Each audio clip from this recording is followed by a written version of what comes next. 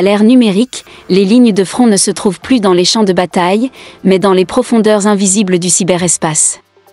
Dans cet univers clandestin où le pouvoir se mesure en lignes de code, un adolescent britannique va marquer l'histoire à jamais.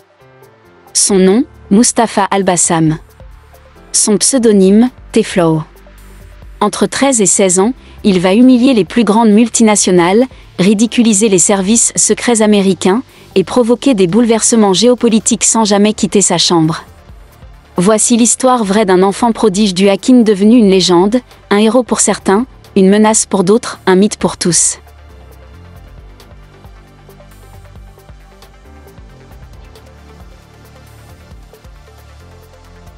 En 2010, un groupe d'activistes numériques s'impose comme une ombre planétaire, Anonymous. Avec leur masque de Guy Fawkes, ils déclarent la guerre à la censure, à la surveillance de masse et à toutes les formes de corruption. Au cœur de ce collectif insaisissable, derrière les lignes de code et les attaques numériques qui ébranlent gouvernements et multinationales, se cache un adolescent surdoué. Son nom, Mustapha Al-Bassam, alias T-Flow. Enfant discret de Peckham, un quartier populaire de Londres, Mustapha découvre l'informatique très jeune, grâce à son père. Dès l'âge de 7 ans, pendant que d'autres enfants colorient ou jouent à cache-cache, lui s'immerge dans les mystères du code. À 9 ans, il découvre une faille dans une calculatrice en ligne utilisée pour ses devoirs et, avec une logique instinctive, il prend le contrôle total du site. La même année, il infiltre les serveurs privés de son école, accède aux notes des élèves et aux salaires des enseignants. L'établissement est pris de panique, craignant un chantage. Le pouvoir que détient cet enfant effraie déjà les adultes. Mustapha, lui, n'a aucune intention malveillante. Il agit par curiosité, par passion, par défi, et ce n'est que le début. À 12 ans, il rejoint des groupes de hackers confirmés et découvre rapidement qu'il est à la fois le plus jeune et le plus talentueux. Son ascension est fulgurante.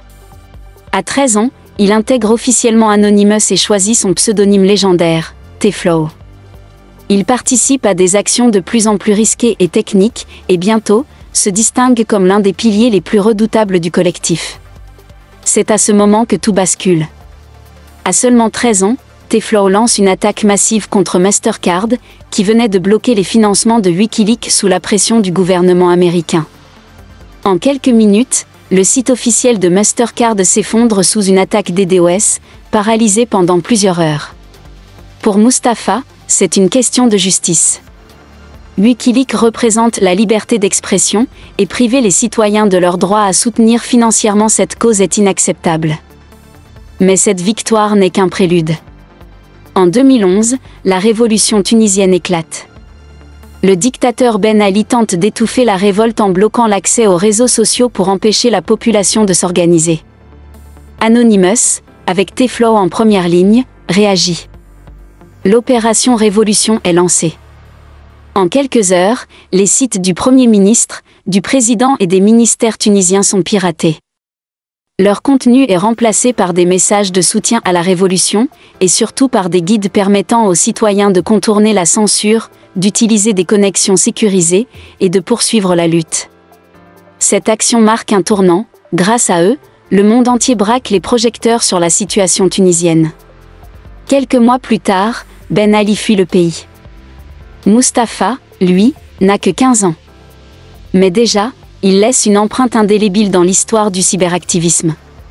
Et alors que ses exploits s'enchaînent, il prend peu à peu ses distances avec Anonymous, non par peur ou par remords, mais pour explorer d'autres terrains, toujours plus audacieux. Avec d'anciens camarades, il s'apprête à former un nouveau groupe de hackers qui va, lui aussi, marquer l'histoire, l'ULSSEC. Avec la création de l'ULSSEC, contraction ironique de Pell et Security, Mustapha entre dans une nouvelle ère. À seulement 15 ans, T-Flow décide de se lâcher totalement. Pour le fun, mais aussi pour prouver l'incompétence des géants du numérique, il s'attaque à des multinationales ultra sécurisées. Sony, Fox, Nintendo, le Sénat américain, aucun rempart ne résiste à sa logique tranchante. Il s'introduit dans leur système comme dans une simple salle de jeu, exposant au monde la fragilité de ceux qui se disent intouchables. Et puis, il décide de viser encore plus haut. Ce n'est plus un jeu, c'est l'opération Anti-Security, un projet aussi ambitieux qu'audacieux. L'entreprise visée s'appelle HB Federal, un mastodonte de la cybersécurité qui travaille main dans la main avec le FBI et d'autres agences gouvernementales américaines. Leurs experts publient des déclarations publiques affirmant qu'ils vont démasquer les membres d'Anonymous. Une erreur fatale. Mustapha, du haut de ses 15 ans, prend ça comme une déclaration de guerre. Il s'installe devant son ordinateur, commence à fouiller, à creuser, à observer. Ce qu'il découvre est surréaliste. La faille principale du système, c'est le directeur lui-même, Aaron Barr, qui réutilise partout le même mot de passe que celui de son compte sur World of Warcraft. À partir de là, c'est l'accès total. Tiflo pénètre dans les mailles internes de l'entreprise, lit les documents confidentiels et découvre l'impensable. HB prépare des campagnes pour faire pression sur des journalistes, déstabiliser des organisations activistes et manipuler l'opinion publique. Mustapha et ses compagnons publient en ligne 70 000 mails explosifs.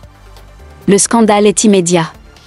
Aaron Barr est contraint de démissionner, la réputation d'HB est détruite, et Tiflo devient un mythe vivant du hacking. Mais l'histoire ne s'arrête pas là.